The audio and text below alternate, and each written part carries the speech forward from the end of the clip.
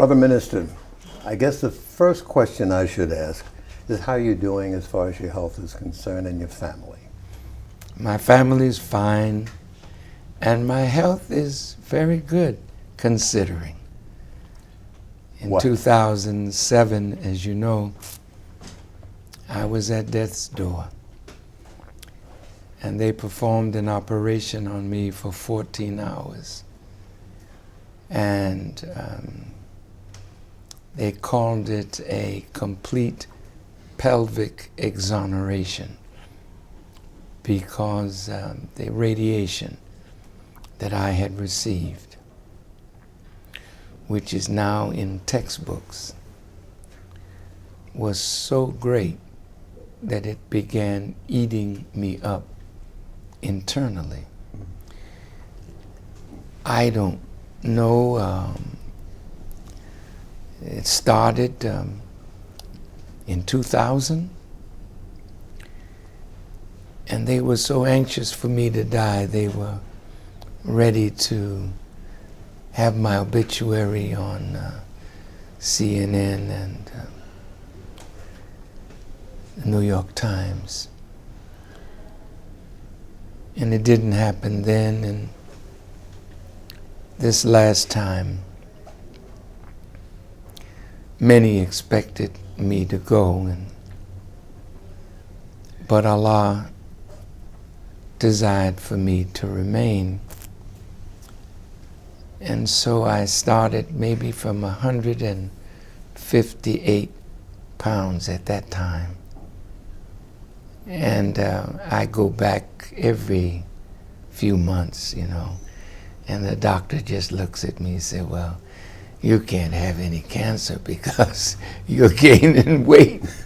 So I'm strong. I feel wonderful. And I thank God, and I thank all the people who prayed for me, Gil. There were many Muslims, many Christians, Buddhists, Hindu, yoga. My God, it seemed like so many people at that time began to think, oh, what kind of world would it be if he's no longer with us? And Tavis Smiley and Cornel West, they were in Germany. Yeah. And when they heard that I was gravely ill, they flew back. Harry Belafonte came to see me, and Father Michael Flager in Chicago. And I finished the operation on January 4th, 2007. I got out of the hospital January 21st. But all the time that I was in the hospital, I was thinking of my Savior's Day address to the Muslim community. And I asked the doctors, I said, doctor, can you get me out of here in time for my speech? They said, please don't sweat us. We just tried to get you together. But sure enough, on February the 26th, I was in Detroit on a day that was so cold and icy that they were advising the people not to come out. But 55,000 people were in the Ford Stadium, and we had Savior's Day. And everybody came because they wanted to see if Farrakhan was all right. And I spoke for 2 hours and 5 minutes or so. And I felt very strong. And I've been going ever since, and no setbacks. So I'm grateful. Having asked and gotten that kind of an answer, I really need to press you for a report card on the condition of our people nationally and globally today. What is your assessment of where we are today? I'll start with the known. So many of us, Brother Gill, have advanced in this society. We have a beautiful brother as a president of the United States, his beautiful wife and children as a wonderful example of a family that is exemplary and caring and loving. And Brother Barack has brought many very talented black men and women into government. And when I turn on the television and I look at the representation, the intelligent representation of our people, no one can deny that we are qualified to run a government. That's the good side. But the Honorable Elijah Muhammad says, no one man can rise above the condition of his people. So the flip side of that is, when we look at the masses of our people, we're not going forward, we're going backward. When we look at the condition of our young people, the dropout rate in school, the lack of desire for learning, when we look and see how the enemy has made some of us exceedingly rich through our songs and our raps and our sport and our play. But he has made us rich, and we have gained fame and fortune through vulgarity and filth. So sometimes we think that wealth and fame legitimizes what we do. But this is part of a grand scheme to make some of us very rich as a buffer zone between the angry masses and the super rich classes.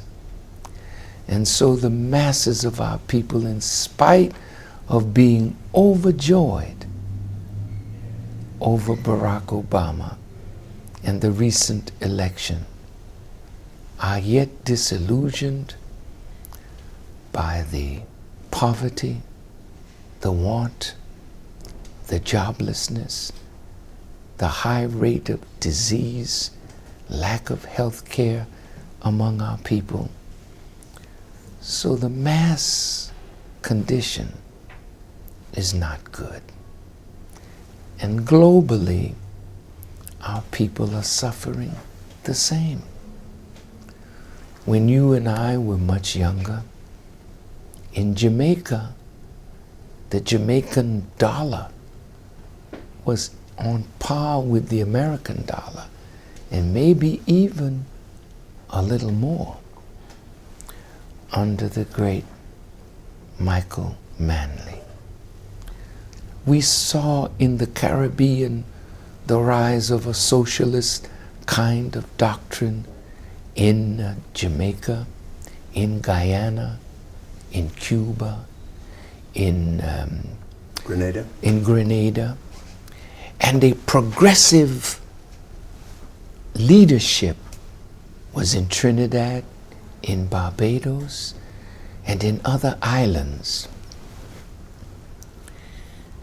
Today, the West Indies is struggling because the bananas that they would produce and sell, the sugar cane, United Fruit and other fruit companies have pushed the West Indies banana product practically out So tourism now is the main business in the Caribbean. Our people are dying there in unprecedented numbers because we don't grow our food. So our food has to come from miles away, and it is already doctored to make it look good when it reaches the marketplace. And our people are growing there in cancer, in diabetes, high blood pressure, AIDS, gang violence, drugs. So the Caribbean is suffering. Africa too is not the Africa that we knew in '57 with Kwame Nkrumah and Sekou Touré and Balewa and Nnamdi Azikiwe and all of the great ones. Coup after coup after coup. The education of Africa controlled by Europe, either the French in the Francophone countries, Great Britain in the Anglophone countries. The lack of development to feed our own population. So the Caribbean is rich fertilely, but doesn't feed its people. Africa rich fertilely, not feeding its people. Civil war. AIDS is a pandemic in Africa. And so I don't think we are where we would like to be, but I still have great hope for the future, because that which has oppressed us, that which has sought to destroy us, is now being destroyed. In Europe, according to Pat Buchanan in his book, The Death of the West, the white birth rate is under zero. Zero population growth is one death, one birth. But today in Europe, it's more than one death, one birth. It's more death, less birth. So the white population of Europe is going down. And the immigrant population is multiplying. In America, you have the same phenomena. 35 years ago, Brother Gill, the demographers were saying that by 2050, at the current black birth rate, blacks would be equal to or greater than the whites in this nation by 2050. But somehow the racist element went to work, culling us by birth control, by AIDS, by crack cocaine and drugs, and literally promoting gang conflict, drug war, and now the youth of our people are destroying each other at a tremendous rate. If one were to ask you to name any place where people of color live and control the economy of where they live, the land, could any such land be named today? As you asked the question, my mind was searching all of the countries that I have been blessed to visit, and there is not one. What I found in the Caribbean, black people were in the position of political power, while Arabs, Chinese, and Indians, and others were in control of the economics. Well, if you control the economics, you direct the politics. And so the politics of Africa is controlled by the economics. And I don't know whether you've seen this book, The Confessions of an Economic Hitman. But in this book, they talked about how they would go to African countries and offer them aid to tie up their natural resources. When President Abacha of Nigeria was alive, I visited with him. And he told me that the IMF and the World Bank offered him tremendous amounts of money. And he said, thank you, but no thank you. We have enough revenue from oil that we can take care of ourselves. Nigeria was moving toward becoming that independent black nation that would suffice its needs from within. But in this book, The Economic Hitman, whenever you were deprived or you did not accept the loan and the conditions of that loan, then they would send what they called the jackals to try to undermine your government, even assassinate the leadership, or they would send an army. So in the case of Nigeria, it was the assassination of Abacha. South Africa, who's got wealth beyond the wildest dreams, and yet the South African does not control the wealth of that country. When I visited South Africa, we had a chartered plane on a world tour.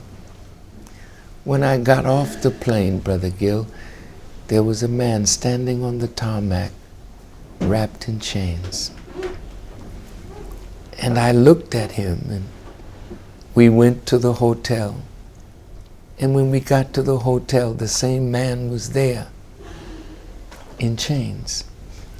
And the message he was telling me was, we're not free, brother. We're still in chains. I applaud Madibo. What a great mind and a great man. He assumed power on the strength of the vote of his people. That power could have been turned into something very ugly to destroy the country. But he patiently waited for a new generation to develop, highly learned, that they could take over sections of the economy that they may not have been prepared for at the time that he won the presidency. Madibo was very wise, but he built hope on the promise of the enemy. They promised him that they would put electricity, that they would help him build 100,000 new homes, and they would help him do this and that. And when I visited there again, Johannesburg was gone. Like it was in Gary, Indiana, when Gary was a great industrial city, but when our brother Mayor Hatcher became the mayor, the whites who controlled the economy moved out of Gary to Merrillville and Sherrville, and they built a community economically fine, but Gary died. And when I last went to South Africa, Johannesburg was dead. And the beautiful hotel, 5-star hotel that I was in was empty. And when I talked to this Madibo's ex-wife, Sister Winnie said, they promised my husband so much, and they gave him very little. So when a man of his stature stands and promises the people, because behind him was a promise that they never intended to keep, his image then becomes damaged. And even though history will record him as one of our great giants, South Africa today is still suffering. The black people in South Africa are still in great pain. The economy is in the hands of the whites, the Asians, the Arabs, and a few blacks. So South Africa's story is the same as the story of black people all over the world. And this is why, Gil, Elijah Muhammad came with a message to the black man.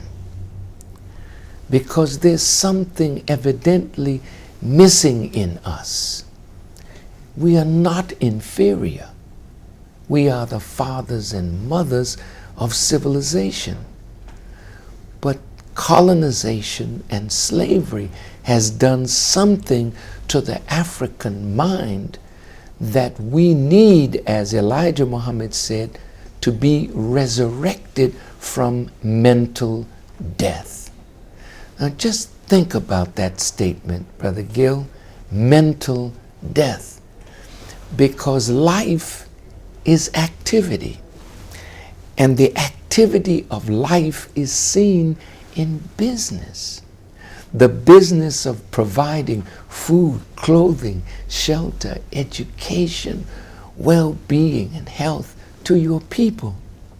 If we in America, being blessed to have graduated from some of the finest universities in this country, yet we are not providing food, clothing, or shelter, jobs, or health to our people, but are instead begging our former slave masters and their children to do this for us, then there's something in us that's missing that needs to be given. But there was a fire in the 60s, especially among young people. SNCC and the students were very active, angry, vocal, and yet we don't see much of that today. What happened? In the 60s, Brother Gil, when you and I were young men, younger men, we were filled with the inspiration of Elijah Muhammad, Malcolm X. And we were just a few days away from Marcus Garvey and W.E.B. Du Bois, and we were enriched with something that this present generation is missing. When we were segregated, you know, in the South, we governed our own schools. We had our own motels, hotels, restaurants, bars. We had gas stations, bus companies, insurance companies. We were doing something and keeping some of our dollars revolving in our own community, allowing us then to build an economic base for ourselves. But when the enemy saw that the money was staying in that circle, and that money he wanted in his circle, then integration was offered to black people, not for us to really become the friends of white people, but this hypocritical friendship was to lead us away from self into their arms, because now we could sleep in the finest hotels, eat in the best restaurants, etc., etc. So our money left home, and now it's still doing the same thing. We get nearly $800 billion a year out of the American economy. But that money comes in, goes out. Very little stays among us. So when we got public accommodations bill, the right to vote, and it looked like we were going to reach the promised land, our people of that generation didn't teach the young the history of our struggle. When I spoke with Harry Belafonte, who is one of our noble heroes, Brother Harry told me that he spoke at Howard University. And he said the thing that saddened him is that the students at Howard did not know their recent history, much less the ancient history of our struggle. So if we don't know the struggle, then the struggle can't continue. And that's the difference, Brother Gill, with the Jewish community and our community. Because there's not one Jewish child that is unfamiliar with the Jewish struggle and the Jewish Holocaust. And that is why they can say never again and mean it, because they're so conscious and so sensitive to anti-Semitism that they will never let it happen again. And so are you indicting the educative system in this country as being deficient in teaching our young men and women about their own history? There is no question that there is a deliberate effort not only to dumb down our children, but to dumb down the American people. There was a program on television during the presidential election where Senator Kerry was running for the presidency of the United States.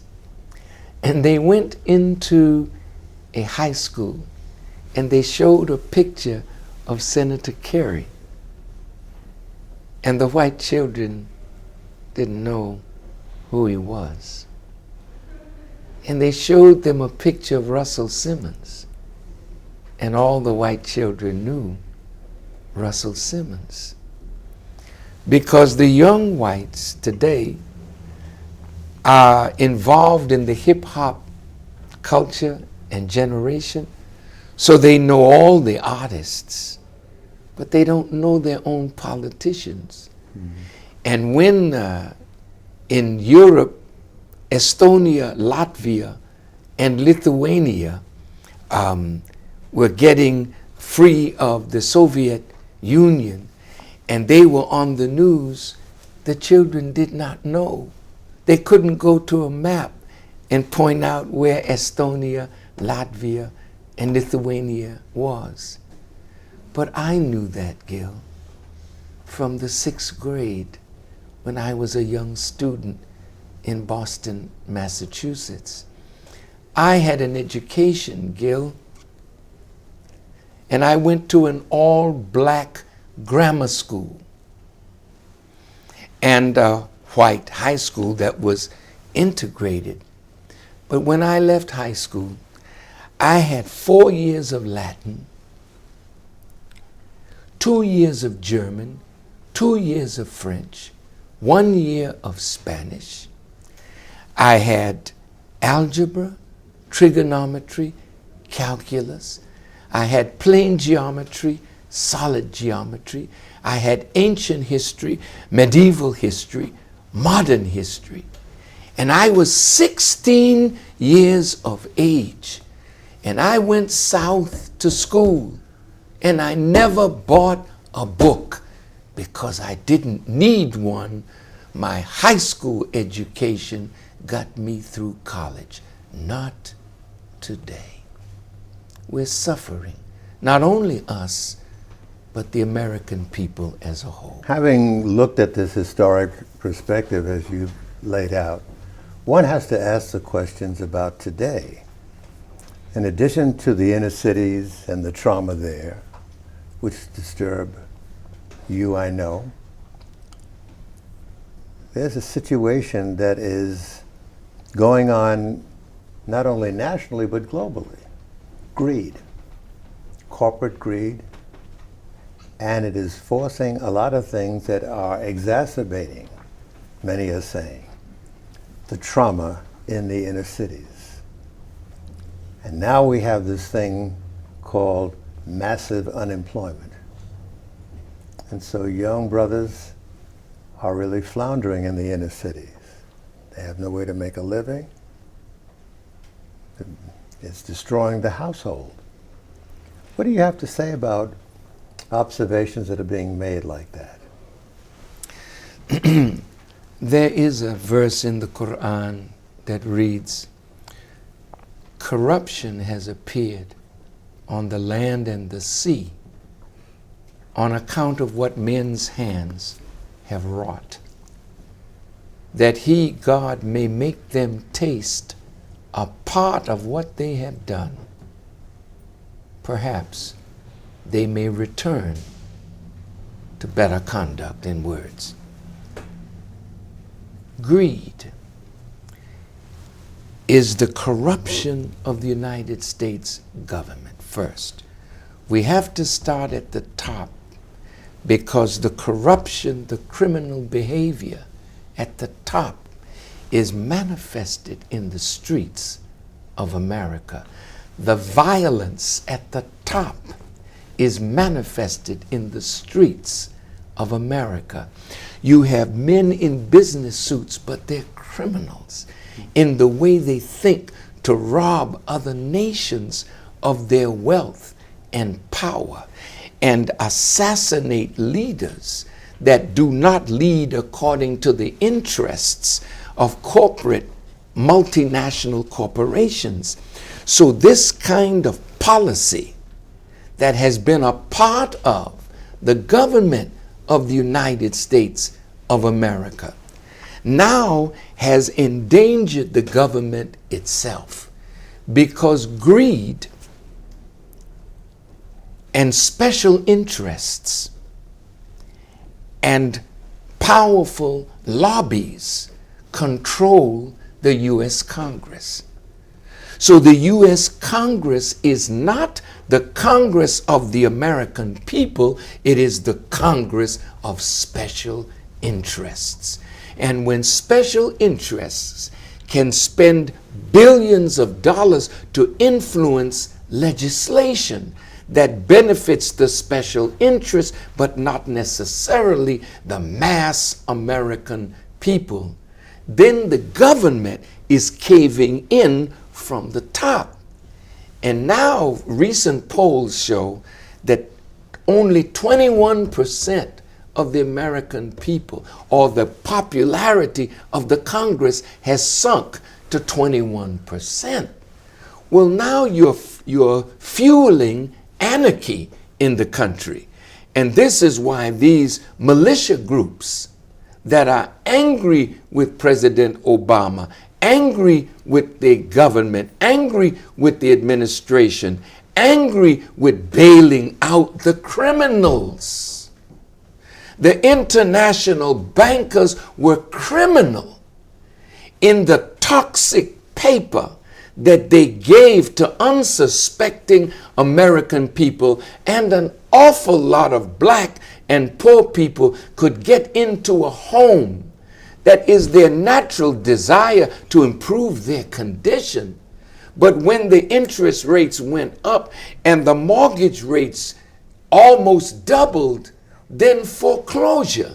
So the masses of the people that are losing their homes, losing their cars, losing their 401ks, losing any health benefits because they're losing their jobs, because greedy international corporations that got their benefit from America started shipping jobs overseas to cheap labor markets, then sending the product back to America, selling it at high prices to increase the bottom line. They call that outsourcing of business, Yes. of jobs. But now it is producing the destruction of the United States of America.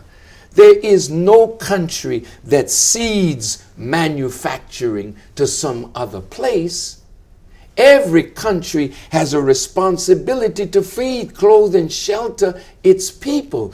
But under globalization, they're destroying the ability of countries to feed, clothe, shelter. Years ago, Gil, if I came to you in a suit, the suit would have a sign, made in America. The shirt would be made in America. My underwear would be made in America. The shoes that I wear would be made in America. Today, you can't find that anymore. And manufacturing is in China. Manufacturing is in India. Manufacturing is in Brazil. But America has lost its manufacturing base. So now what do? We're a service-oriented economy. So where do black children who drop out of school, who are not interested in this pap, I call it porridge that they're being offered as education, where do we fit in this economy? We don't. And because we don't fit, then drugs and gangs and crime, starting from the kindergarten, our children are being maneuvered into the justice system. There's a growing hue and cry about the amount of money that is being spent in wars overseas.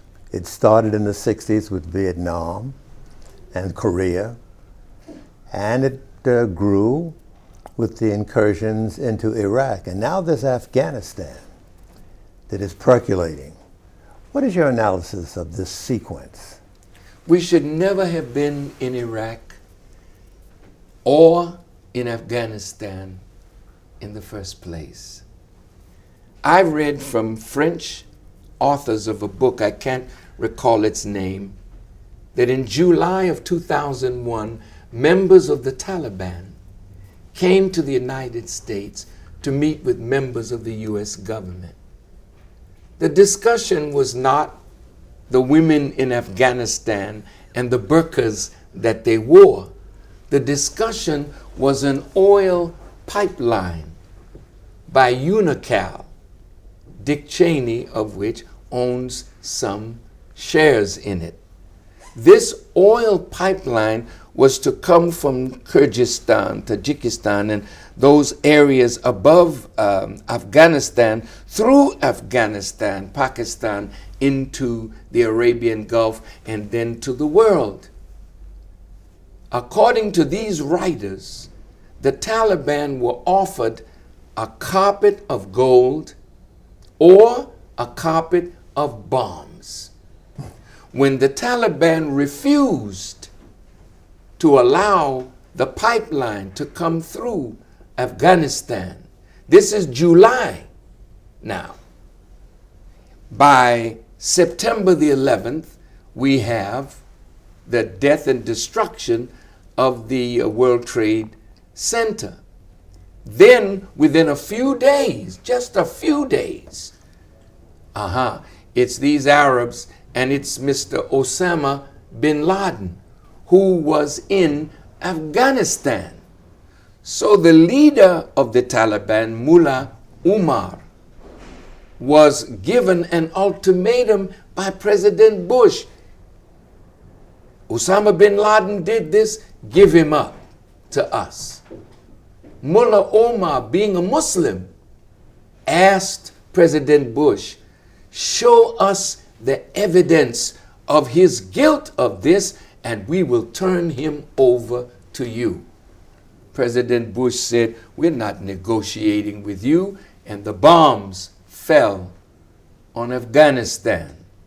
Well, now we find that in the FBI files, the FBI does not have any evidence that Osama bin Laden was actually the mastermind behind the destruction of 9/11. And if he did, from Afghanistan, what was the predicate for the action against Iraq? It was oil. It was taking control of another nation, and through them setting up bases that would allow them to be able to attack Iran and control the Middle East. Now all of that is falling apart.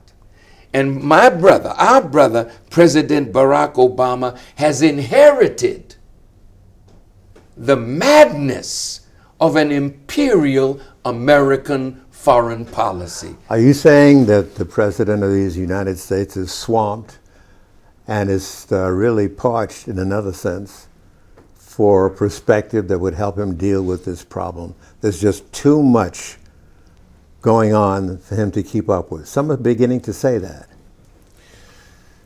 Well, it's too much going on. I don't say that it's too much for him to deal with, but if he were left to do what his heart, his mind, and true intelligence would tell him to do, he would get us out of Afghanistan as quickly as possible. I said in my Savior's Day speech in February to our brother, find a way to get out of Afghanistan and help America to save its face, because there is no win for you in Afghanistan. I said this in February. Now the generals are saying that we are literally losing the war in Afghanistan. And Biden is saying, let's get out. And others are saying, we cannot win. So now they're talking about using money to pay the Taliban as they paid the insurgents in Iraq. These people don't like America. They'll take your money and still join a force against you. Now you're bombing Pakistan. Now what are you going to do? You're at the doorstep now of trying to find a way to attack Iran. This is suicidal. America is losing all over the world if she continues on this path. Many are asking, though, why don't we have the student uprising that we once had in the 60s? Why aren't the students out there raising Cain as they once did about what you've just cited? Because there's a lethargy. There's a, look, Gil, in the 60s, sex has always been with us. We have always loved the female, those of us who were natural men, and the women naturally loved their men. In the 60s, the flower groups, they were sexually active, but they were conscious.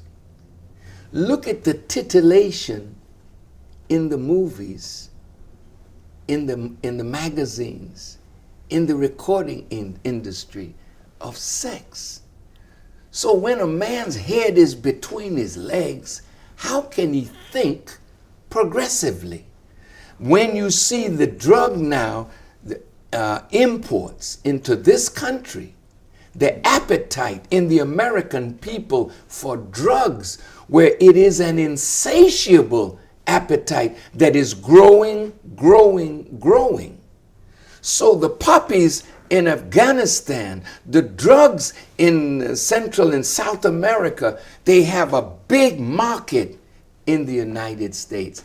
And it's because the people are dumbed down. The people are lethargic. The people's head is between their legs. The people are not conscious. The people need a stimulus package to awaken them. Not money, but the fall of the economy of the country will wake up a drug addict.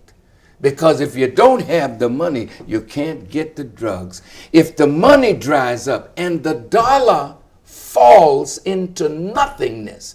Now, if the inflation goes up, which they're thinking that they're going to raise the interest rates, and if the inflation goes up, the dollar is going down. They're printing money that they have no backing for. They're just printing and printing more and more money. And that's why the American people are so angry with President Barack and TOP and the Bush administration that gave a bailout. A bailout to who? The very people that are robbing the world and robbing the poor have been bailed out by the poor, and the country is so far in debt today that it doesn't look like America will ever get out of it. Do you have a prescription for the deterioration in the black home?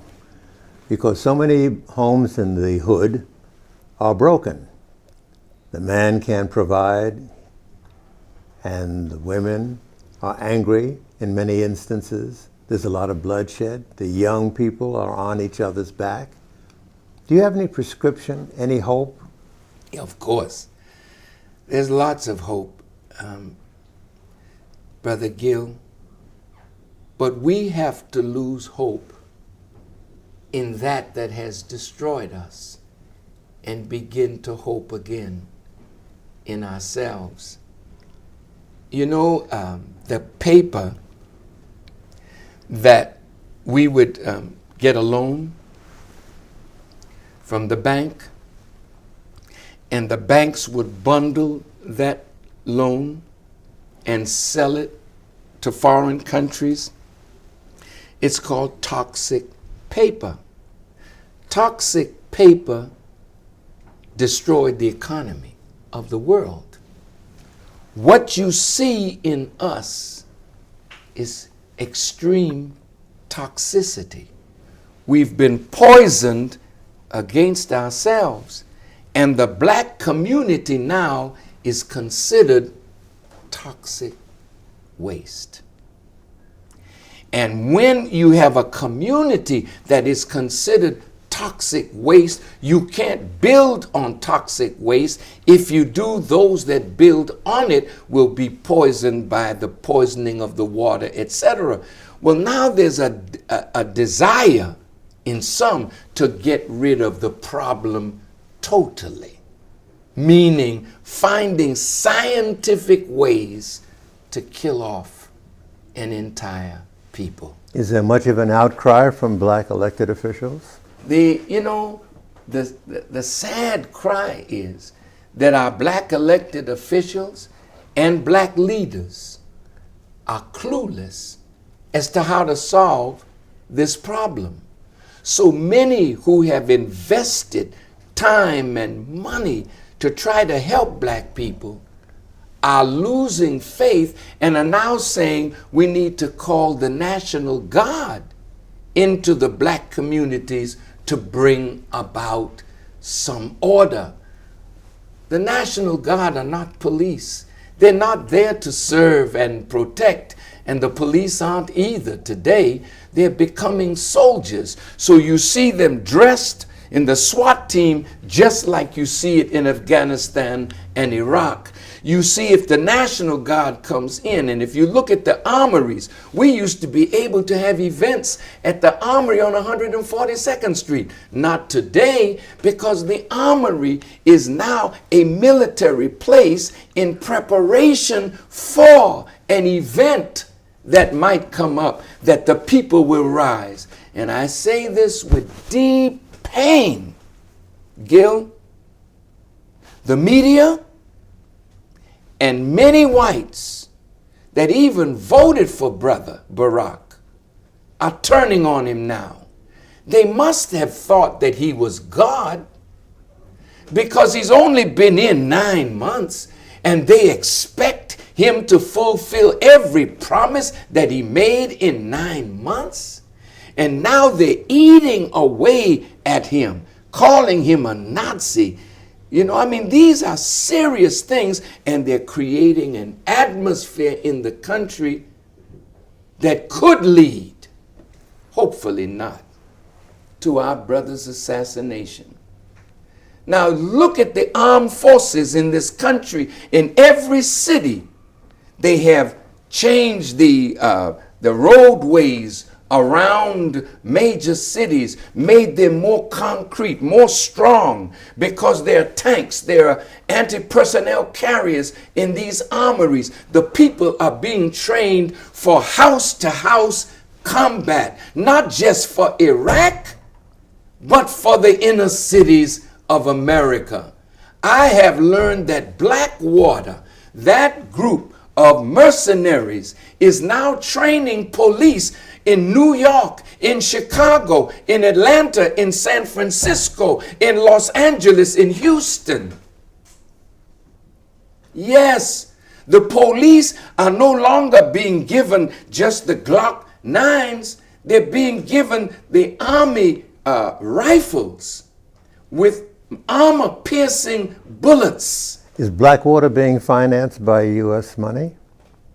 I believe so. I don't know who they're financed by, but whenever you have a toxic waste and you have a country drifting toward anarchy and you have a rising anti-black sentiment in the country that is seen in every major city, police action against black youth and black people in a negative sense has increased. So because Barack is in the White House, many white people are so upset over a black man being in the White House, they may not be able to get to him, but it's being taken out on people in communities all across this country. So instead of it being a post-racial America, which it seemed to be with the whites that voted for our brother, but as this is turning now, and the anger is kindled in white America, this thing is going to get very, very ugly if the dollar falls and the economy collapses. Only God knows what will happen. But at the end of the dark night, there will be a brighter day for those who survive.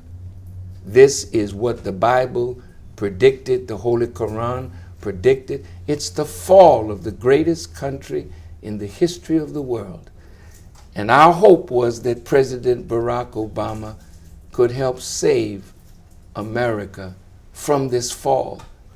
And when he went overseas in an apologetic kind of way for some of the errant policies of the government, the Republicans took up the cry, we don't need a president to apologize. We need a president that stands up for America. He's standing up for the best of you, but not for the worst of the policies of this government. Yes, there is a solution, dear brother. And if you look at us, we are not perfect. But the teachings of Elijah Muhammad snatches that black brother, pulls him up out of drugs and alcohol and adultery, and makes him want to go home and be a father, to have successful home life. We're not perfect, but we have an antidote for the toxicity of black people. Elijah Muhammad showed us a way to do something for self. We're not perfect, but if our people would unite on a program like that, we could lift our people in this same kind of climate. But it's going to take the unity of all of us thinking about the best method to raise our people up. And stop being envious. If we can clean our people up, and Bill Cosby goes around the country saying, look at the Muslims. Well, don't be jealous because it's a different faith. Elijah Muhammad had something. And I come back to my mentor, Malcolm X. Malcolm X graduated from the 8th grade. He never went to high school. He never went to college. He was from prison and became one of the greatest minds on our planet.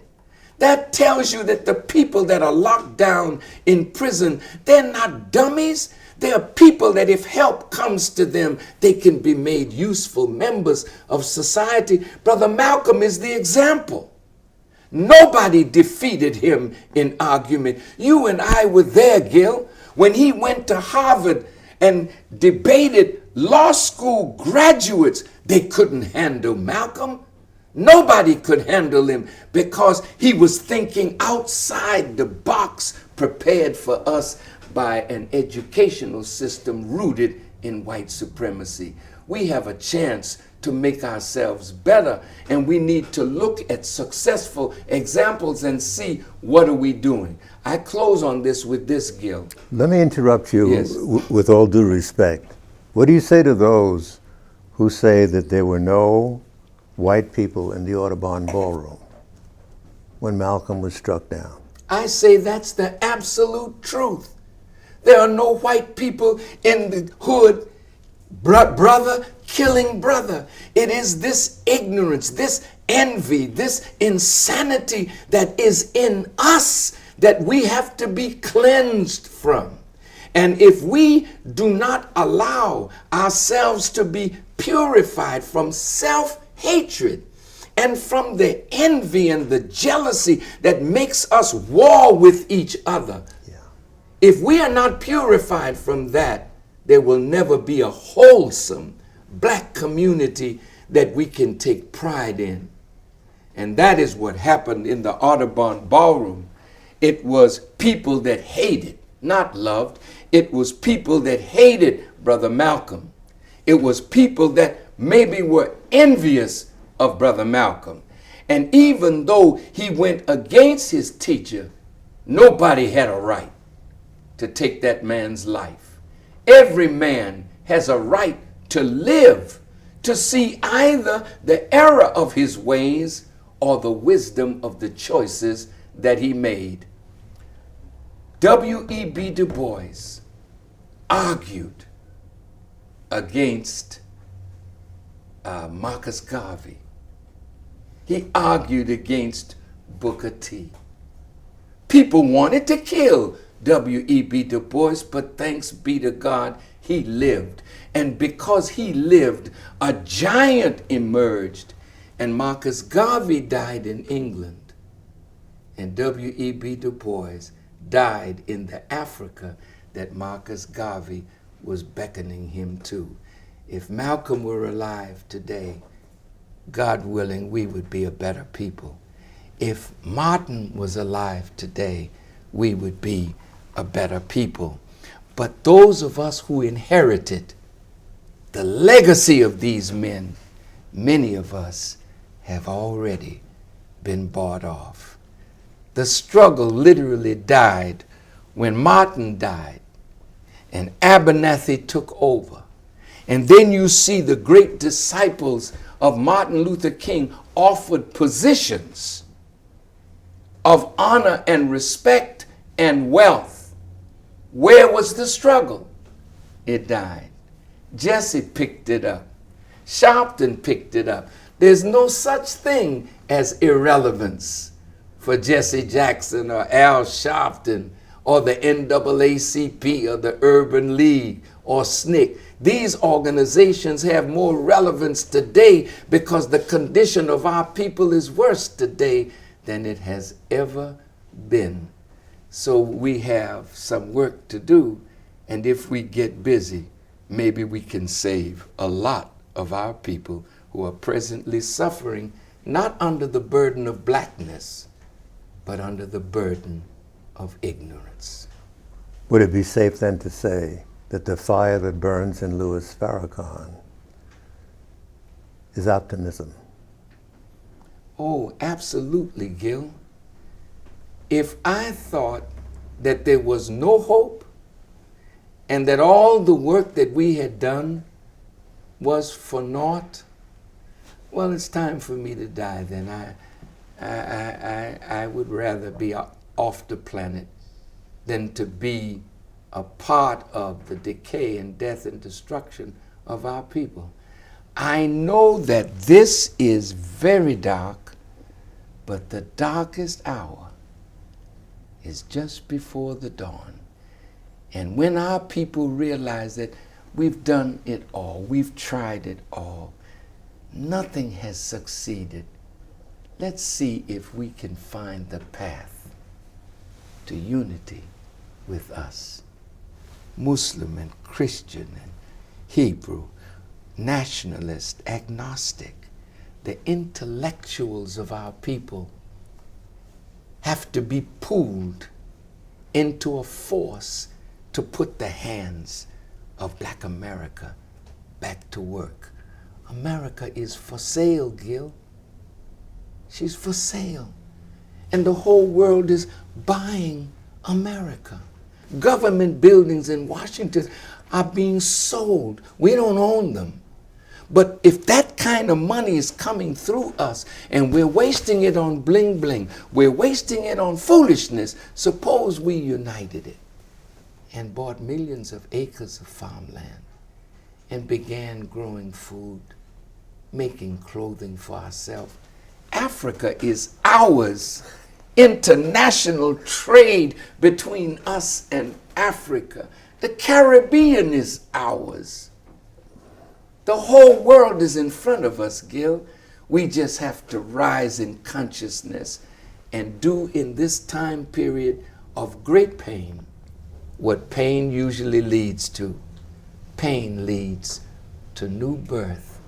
Pain leads to greater creativity. Pain led you and me from our mother's womb onto this planet to make a difference. Thank you, Brother Minister. No, thank you, Gil, for the honor, the privilege of being a part of your show. And I thank you on behalf of all of us who have benefited from your sacrifice, from your suffering, from your labor to educate us. May God bless you. May God bless your family. And let there never be a death for Gil Noble. That no matter when we're gone, Gil, we want people to say, there was a noble man named Noble. Oh, boy. That educated our people. I hope we produce many more. I have to close this interview by reminding you that I can't take too much sugar because I'm a diabetic. Well, thank you, Gil. God bless you. Thank you.